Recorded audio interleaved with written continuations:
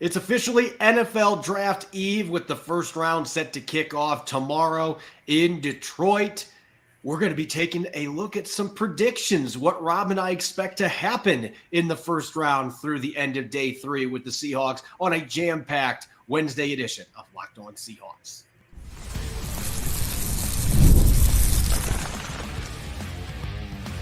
You are Locked On Seahawks, your daily Seattle Seahawks podcast. Part of the Locked On Podcast Network, your team every day. Greetings, 12. This is Corbin Smith, host of the Locked On Seahawks podcast, your daily Seahawks podcast, part of the Locked On Podcast Network, your team every day. Glad to be joined, as always, by my co-host in crime, Rob Rang, and a special thanks to all the 12s out there on this fabulous NFL Draft Eve for listening in and making Locked On Seahawks your first listen 5 days a week, whether you're listening in nearby Bend, Oregon, or down in Austin, Texas. We greatly appreciate each and every one of you. Since the draft is going to kick off tomorrow, it is predictions time. And not only are Rob and I going to be dishing out what we expect to happen for the Seahawks the next 3 days, we're going to let you, our valued listeners, also have a say in what may happen for John Schneider and company. And then we're going to be going through our final top 10 big boards, and we're going to be basing it off of John Schneider, who we think he is going to value as the Seahawks gear up for Thursday's first round. This episode is brought your way by Monopoly Go. I admit I have a competitive side, and as a big fan of Monopoly Go, the mobile hit twist on classic Monopoly, I'm here to tell you you should join your friends and download Monopoly Go for free on the App Store or Google Play. Now for your lead story here on our Wednesday edition of Locked On Seahawks. At this time tomorrow, we are going to be closing in on the start of the 2024 NFL Draft in Detroit. The Seahawks currently holding 7 draft picks, no second rounder, a really large gap between pick 16 and pick 81 that many people expect John Schneider is going to be looking to close that gap with a trade down, adding at least one pick on day 2, maybe a day 3 selection as well. With the draft finally here, Rob, it is time for us to start dishing out our predictions the day before, what we expect to happen. This could be for the first round. It could be for day 2, day 3. It could be for the draft as a whole. Mr. Rang, what are the 3 predictions that you have going into this 2024 draft from a Seahawks perspective? Well, I think the number one prediction I have, Corbin, is that the Seahawks are going to put heavy emphasis on the big heavies, on offense and defensive linemen. As we talked about in the last couple of shows, in my personal mock draft for the Seahawks, I had them going with a defensive tackle and Chris Jenkins in a trade down, and then Cooper Beebe, who, if you're watching on YouTube, then you can see a picture of him there. And again, that to me is, I believe, going to be the strategy that the Seahawks take, is, again, addressing the line of scrimmage where they were gashed on both sides of the ball a year ago. Second, I also think that the Seahawks are going to they almost can't help themselves, that they're going to take another running back in the draft. That's just what they do. And I think that when you look at the running back depth chart, the fact that you have 3 very young, very talented backs, but at the same time don't have a great deal of depth behind them. And we know that is a position that attrition attacks better or more often than any other position out there. Again, I think on day 3 that especially Kenny McIntosh is going to get himself a little bit of competition. And then finally, you led into it. We talked about the fact that the Seahawks might be doing some trades. I really do think that Seattle is going to make at least 2 trades. When it's all said and done, I wouldn't be surprised at all if we're talking about, instead of 7 selections, if we're talking 9, 10 selections for the Seahawks. I don't think it's going to be one massive trade. I think there'll be a couple of trades, likely acquiring an extra pick on day 2 and perhaps a 5th round selection where, of course, the Seahawks have had so much success in the past. Yeah, and they currently do not have a 5th round pick because of that Sam Howell trade where they pick swapped with Washington. They do have 2 4th rounders. They have 2 6th rounders, but there's a very large gap between those selections in the 4th and 6th round without a 5th rounder. So you don't have a 2nd and you don't have a 5th. That creates 2 very large gaps there. And I can't see John Schneider being willing to go through this draft with those 2 really long droughts where they are not picking. So I'm with you. That would be something I expect multiple trades to happen. I had 2 of them in my final mock draft. As far as my predictions go, first things first here, You mentioned emphasizing the trenches, and I do think there will be some emphasis, but I actually think the Seahawks will only pick one interior offensive lineman.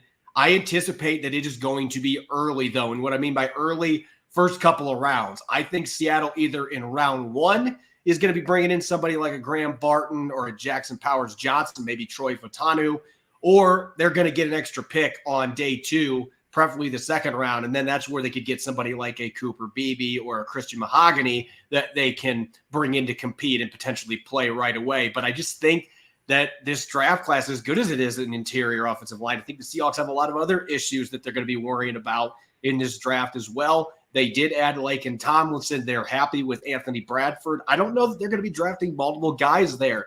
The second thing for me, I expect multiple picks in the secondary. And those of you that were watching our show a few days ago, you know that I picked Cooper DeJean in the first round and Javon Bullard in the third round, with both of them being listed as safeties in Seattle's defense. And that might sound crazy, especially with Rayshon Jenkins signing, Julian Love coming back, Kayvon Wallace, but all three of those players could be free agents next March, with the fact that Rayshon Jenkins is basically on a 1-year prove you earn the second year type contract, and Love and Wallace are already slated to be unrestricted free agents. So this is a position without long-term answers. They've only got a couple corners under contract beyond this year as well. Obviously, Rick Woolen and Devin Witherspoon are really good players, and you're expecting them to be starters for a long time. But there are some depth concerns there. And at safety, I think you've got some long-term concerns about who's going to be starting in Mike McDonald's defense. He likes to play 3 safeties as well. So I think multiple defensive backs are going to get picked in this draft. And kind of piggybacking off what you mentioned with the running back position, I don't think Seattle is going to draft a quarterback, but I anticipate they are going to pick at least 3 offensive skill players. They badly need a tight end to add to this group, losing Will Dissly and Kobe Parkinson. They did bring back Noah Fant, but there's a big drop-off there. Pharaoh Brown's going to be a free agent after this 1-year deal. You need another long-term player at that position. So I expect at least 1 tight end to get picked. John Schneider has picked a receiver in all but 2 of his drafts in the past. And with Tyler Lockett getting older, I anticipate that they are going to sometime on day 3 draft a wide receiver. And as you mentioned, running backs, there's going to be a running back. They've only got 3 on the roster. I expect it's going to be late on day 3, which has actually been where most of the running backs have been picked by John Schneider, though he has obviously had a few higher picks that he's invested in that position. I expect they're going to add some competition for Kenny McIntosh. So really what it boils down to here is I'm expecting a lot of skill players on both sides of the football. I know people are looking for the trenches, and Seattle's going to get some D-line help. They're going to get some O-line help. But, Rob, I don't think Seattle's going into this draft believing that we're just going to draft 8 offensive and defensive linemen. There are too many other needs immediate and beyond this year. Oh, no question about it. I certainly am not advocating for the club basically going all in on big men, but I do absolutely believe that the holes along the line of scrimmage are why the Seahawks were out of the playoffs, why Pete Carroll, the future Hall of Fame coach, in my opinion, got the boot. I think that's a very real debate about if you were to take a year back, go look, a year ago, and we had so much conversation about, say, Jalen Carter versus Devin Witherspoon. You say what you will about Devin Witherspoon in the locker room as opposed to maybe what Jalen Carter might have been in the locker room. But if the Seahawks are able to play just a little bit better run defense, I think that they get another win, and that means that they're in the postseason. And so, again, I think that the inability to add to the line of scrimmage a year ago destroyed the Seahawks. And so I have a hard time believing that they're going to go through this draft without a very clear emphasis on rectifying, frankly, the mistakes of the past.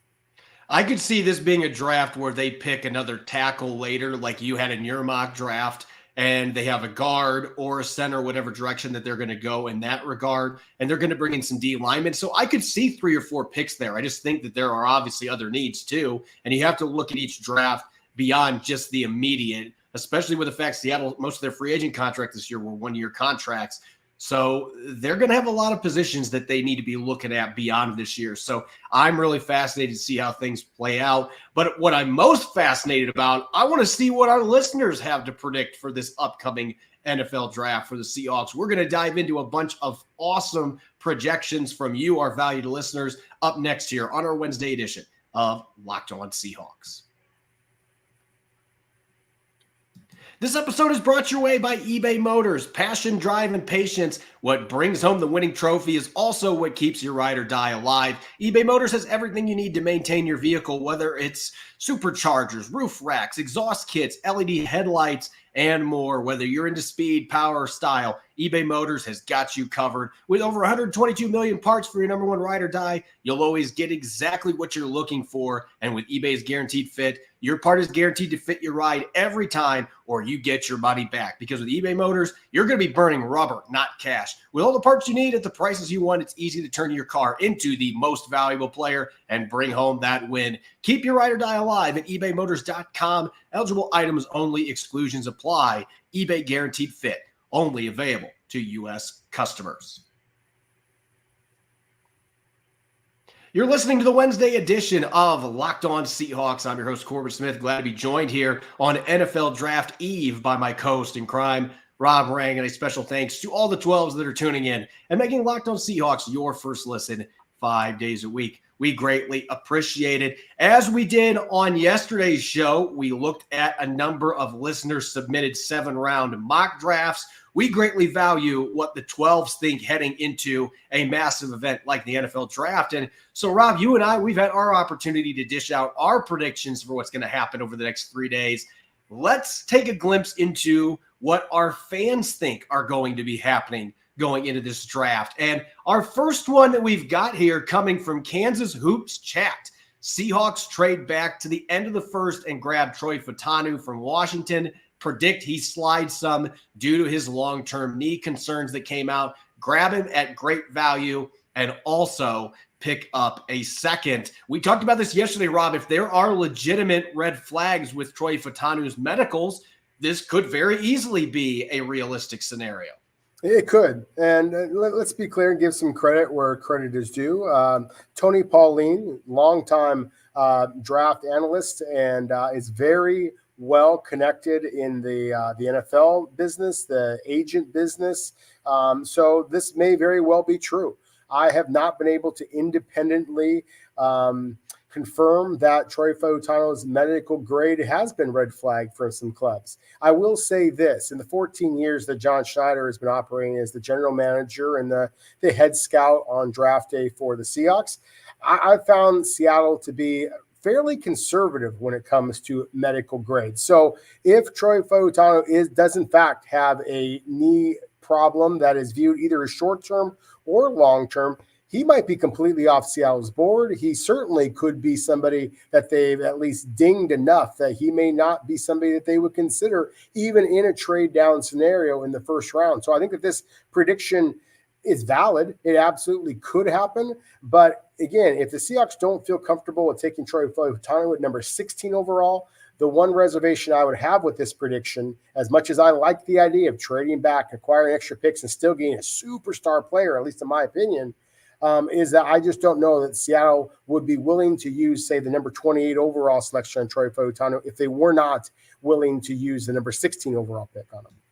Our next one here coming off X from Northwest 79 _ BPI.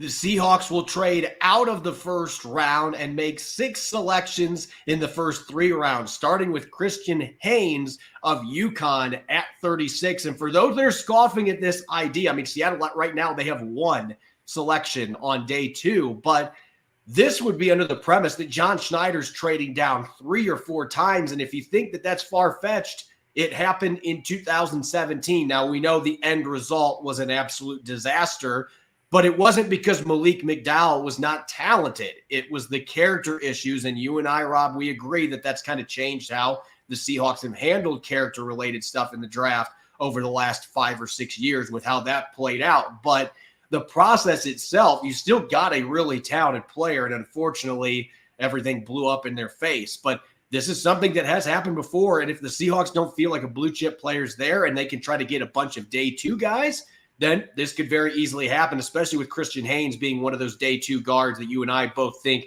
would be a really good fit working with Scott Huff up front in Seattle. Yeah, no question about it. And, very different than Malik McDowell, who, of course, had all kinds of character red flags out there. And we're talking about Christian Haynes, a 4-year starter, 2-time team captain, was coached by Jim Moore Jr., of course, former Seahawks head coach. Seattle is going to know him well. So whether they are able to pull off all the trades, get 6 selections in the first couple of days of the draft, that remains to be seen. But I do think that Christian Haynes is going to be a player that Seattle would feel very comfortable with. And frankly, I feel Haynes is one of the safest players in this draft class. The only concern I would have as far as him with the Seahawks is presumably we are primarily talking about the left guard position, because Anthony Bradford feels like a long-term starter candidate, at least at right guard. That's the thing. With Christian Haynes, all of his playing time was at right guard. So it would be a fairly significant transition for him to move to the left side, at least if you're expecting him to be able to come in and compete for playing time immediately. Let's get some quarterback predictions, shall we? This one coming from Free Seahawks KRA. Seattle not only takes Michael Penix, but trades up from 16 to do so. There's been all this talk about, is Seattle going to be willing to take Michael Penix at 16? Would they even take him if they trade down? But this is going bold here. And Ryan Grubb saying, hey, I know how to get things done with this guy as my quarterback. He's still here, a few picks ahead of us. Let's go get him. Let's trade some picks away to go do it. It seems kind of far-fetched, but if we want to talk far-fetched ones, there's another scenario, Rob, that I think you're going to be really interested here. And this is coming in from Dug In Hawks on Threads. Seattle will trade back with Dallas and stun everyone by selecting Bo Nix before turning around and trading Sam Howell for a 4th-round pick. So we've got 2 quarterback splashes here, Pac-12 players, 2 players that have been linked to the Seahawks. I mean, Bo Nix did have a top 30 with Seattle, and they were at his pro day workout as well. So looking at these 2 scenarios, much different circumstances, one trading up, one trading back. And yet, Rob, at least in my opinion, it seems like these are both very unlikely. I think that they are unlikely. I think that the trading up in particular, it feels a little unlikely just because Seattle doesn't have a lot of assets. And John Schneider has not shown much of a willingness to trade future draft picks in the past. He's done it a couple of times, but not very often.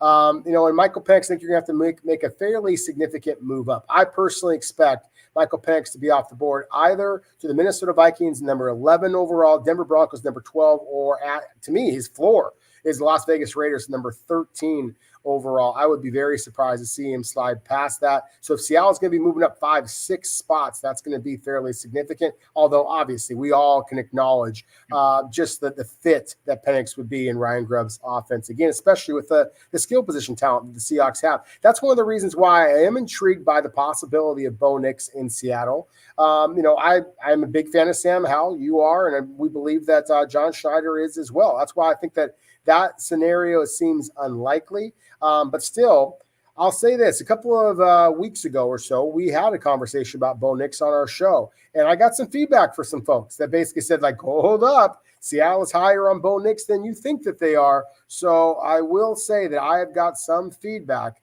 from sources out there that suggest that Seattle is intrigued by Bo Nix. I do think it would be in a trade down scenario. I don't think that they would be trading Sam Howell. But you are absolutely right. The Seahawks were very well represented at that workout in Eugene. Ryan Grubb was there, as were 3 of the Seahawks scouts. So that is something to kind of keep in mind as well.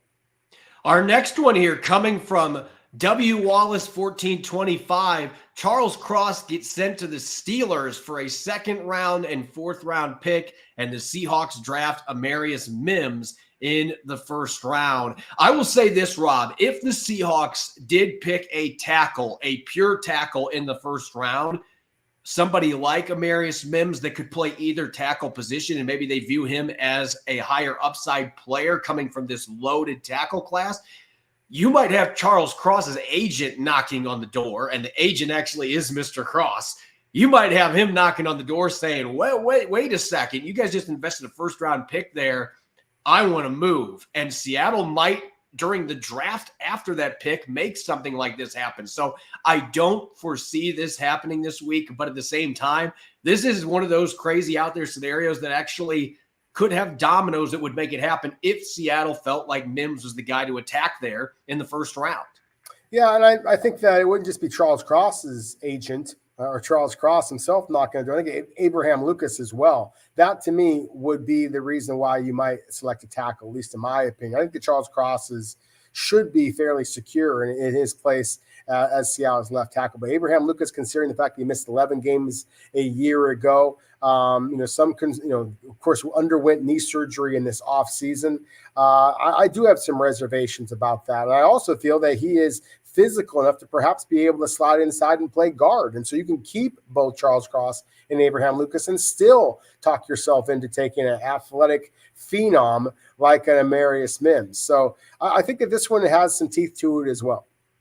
Our last one here coming from Torrey Noble on Threads. Seattle will trade down to 20 with Pittsburgh and nab a pass rusher who falls right into John Schneider's lap. And this is maybe the most realistic of any of these predictions here based on what we know, because Jared Verse and Chop Robinson both had top 30 visits. And Seattle met with a number of edge rushers and defensive ends at the Combine, at the Senior Bowl. This has been a position group that they have looked at very closely, and it hasn't been a secretive process either. They have been meeting with a lot of these players. So if somebody like a Jared Verse or Leatu Latu is there at number 20 trading down to the Steelers, and that's the best player that's on the board for Seattle, then you absolutely pull the trigger. And Rob, we saw last year what happened without Uchenna Nwosu.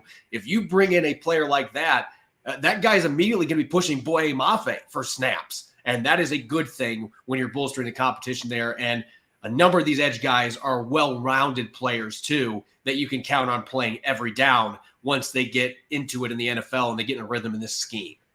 No question about it. As you said, we talked about just the drop-off that there was when Uchenna Nwosu went down. I mean, that's part of the reason why I have the Seahawks going with the defensive lineman. What happens if Leonard Williams goes down? The lack of depth, in my opinion, that Seattle has along the defensive line and on the edge, like an outside linebacker like Leatu Latu or Jared Verse, to me would justify this selection. And, of course, as we talked about, anytime you're able to trade down and acquire more picks, that very much sounds like a John Schneider type of a strategy. When we come back, we have less than 24 hours until the NFL draft begins in Detroit. Rob and I are going to be dishing out our final big boards, our top 10 players that we expect are at the top of John Schneider's board. We're going to get to that here in a moment on our Wednesday edition of Locked On Seahawks. This episode's brought your way by Monopoly Go. I need you to all listen up for this huge announcement. I've been tracking the leaderboards every day, keeping my eye on the scores, putting all my heart into it, and I'm super pumped to announce that I'm finally on top. That's right.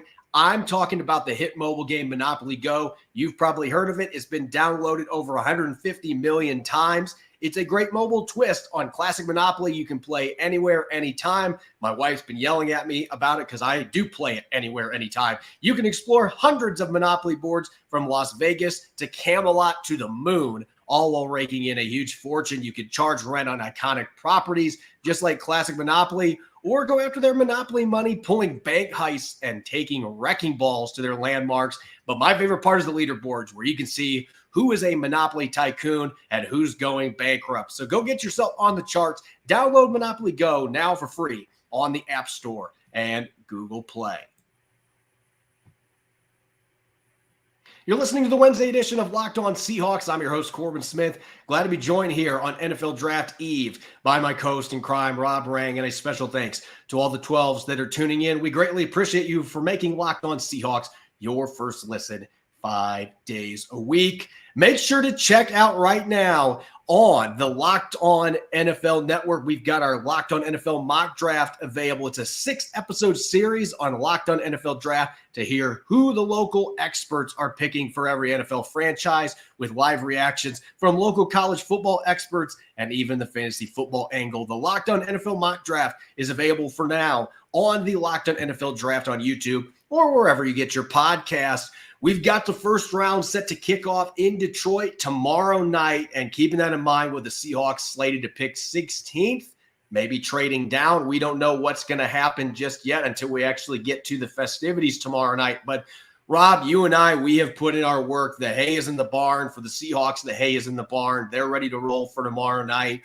And so without further ado, it is time to dish out our final top 10 big boards. And this is strictly first round prospects. These are players that we think John Schneider would have at the top of his list. And there may be some certain position groups that are skewed more highly than others.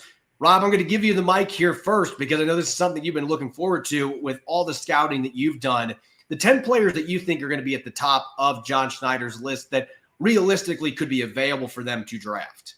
Well, and that's a big part of this because, I didn't include any of the quarterbacks or the wide receivers that we are anticipating they're going to go earlier.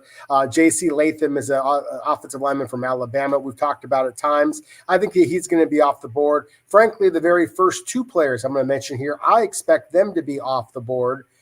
But if they are available, if either Troy Fautanu or Taliesin Fuaga, the two offensive linemen from the Pac-12 that the Seahawks are going to be so familiar with, if either of them are available, then I cannot imagine a scenario in which Seattle is willing to trade back if only one of them are available. If both are there, then sure.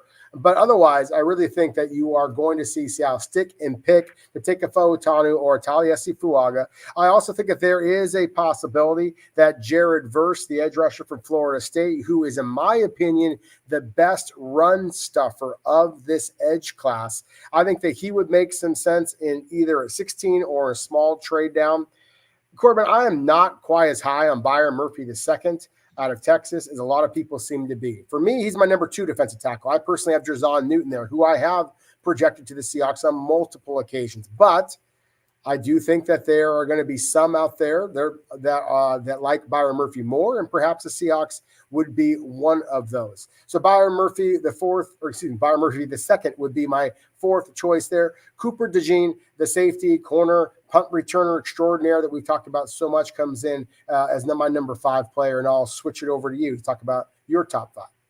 Yeah, looking at my top 5, you and I are in agreement. If Troy Fautanu, I know that there's these medical reports out there, but without being able to confirm that, I've made some calls in the last 24 hours, and this is not saying that the report is not true, but nobody that I've talked to has had any insight on that. So assuming that he is okay and he is on the Seahawks big board, he is going to be number 1, not just because of the familiarity with Ryan Grubb and Scott Huff.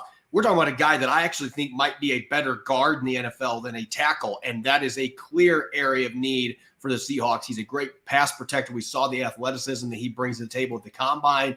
I've got Byron Murphy II at number 2 on my list, and I'm in agreement with you. I like Jer'Zhan Newton as a prospect better than Byron Murphy II, but I don't know that the Seahawks agree with me on that. From everything that we have seen, everything that I've seen, Seattle had a combine visit. They did not meet with him on a top 30, it was reported, but there have been a lot of things that have happened the last few months linking these guys together as far as a fit to maybe be the Justin Madubuike of the Seahawks defense. So I've actually got him at number 2 on my list just because the interest that seems to be there. And then Cooper DeJean, I've got him at number 3 because Mike McDonald, I am going to keep hammering this home. If he is available at 16 even, not with a trade down, Mike McDonald might be the coach that's sitting here like, oh, come on, we got to pull the trigger. Get me this guy, because he has those Kyle Hamilton type traits. Not the same player, but he has that versatility and all-around skill set that is just great to have in this defensive scheme. So I've got Cooper DeJean at number 3. And then my 4 and 5s, I'm with you, Jared Verse, a top 5 guy for me. To me, he's the best all-around edge in this class. And I have Taliesin Fuaga at number 5, who I think is a really good player. But I do have a few more reservations about how he is going to handle that move inside from a pass protection standpoint. I don't know where the Seahawks stand on that, but this is a guy that's going to bring the mean nastiness you want up front. So he's still a top 5 candidate. If he or Fautanu were there at number 16, as you mentioned, I think they are going to be strongly considering sticking and picking. So those are the top 5 to me based on what I expect John Schneider is going to be looking for tomorrow night. Yeah, it makes sense. And so I'll again, we're talking about the same 5 players here. I'll jump back to my list. Number 6, Laiatu Latu. As I mentioned before, in my experience with the Seahawks, they have traditionally been pretty conservative when it comes to their medical evaluation. So that to me is what this comes down to. As I mentioned with Jared Verse, who in my opinion is the best run stuffer, Latu is the most polished pass rusher. He is not as explosive an athlete as a Dallas Turner. That's why I expect Dallas Turner from Alabama to be the very first defensive player selected this year. But Latu uses his hands incredibly well. Is an instinctive player that can also play in space. So to me, he would make some sense as well. I mentioned Jer'Zhan Newton, so I'm just going to not talk too much about him. Graham Barton, the offensive lineman from Duke, left tackle, center experience, but projects best at the guard position. Jackson Powers Johnson, we've talked a lot about him as well. Just he is as broad as it gets, and I love the experience that he has at the center and guard positions. And one player that's not on that list that I definitely want to make sure that I mention is Darius Robinson from Missouri. In a prior trade down scenario where I had the Seahawks going with Chris Jenkins, the only other player here who I haven't mentioned here because we talked about him already a lot, I actually had the Seahawks going with Chris Jenkins ahead of Darius Robinson. But to me, those are two defensive linemen in any type of trade down scenario, Corbin, I think the Seahawks fans have better started paying attention to, because I do think that they are higher on Seattle's board than a lot of the national pundits out there have any idea about.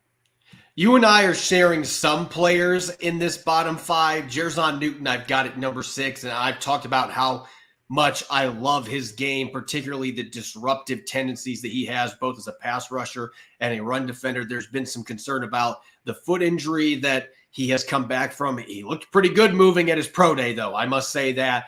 I've got Graham Barton at 7. I think he's the best run blocking interior offensive lineman prospect in his class. Just a different level of nasty. And this is maybe my biggest surprise in here. I talked wild cards on last week's show.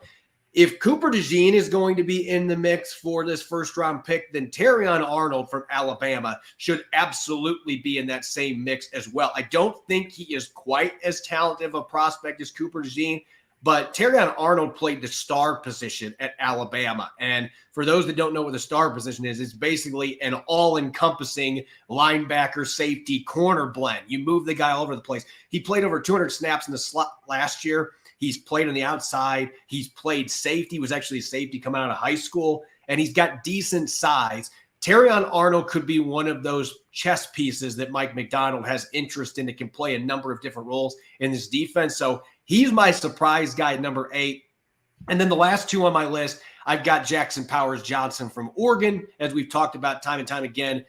Really good run blocker. Last year only gave up 1 pressure and pass pro. There are some concerns about his experience. He only started 1 year, but that 1 year was really darn good. And then Chop Robinson, who's the athleticism freak here, that hasn't necessarily had the statistics, but when you watch the film, you can see a lot of reasons to be excited about what he projects, what his trajectory looks like at the next level as being a guy that could have a lot more sacks in the NFL with coaching and continue to grow into those skills as more of a polished defensive player. So from my standpoint, that is somebody, he had a top 30. I expect John Schneider is very interested in him because of those rare athletic traits that he has. Oh, and by the way, he's 21 years old. He's one of the younger prospects in this class as well. As always, you can follow me on X and Threads at Corbin Smith NFL. You can follow Rob at Rob Rang. Make sure to subscribe to Locked On Seahawks on YouTube or wherever you get your podcast to make sure you don't miss a single episode. The first round of the NFL draft is coming your way tomorrow. I will have a post-first round podcast diving into who the Seahawks picked, if they make a pick tomorrow night. If there's a trade, we'll break all that down as well. Make sure you're listening in and enjoy the rest of your Wednesday. Go Hawks.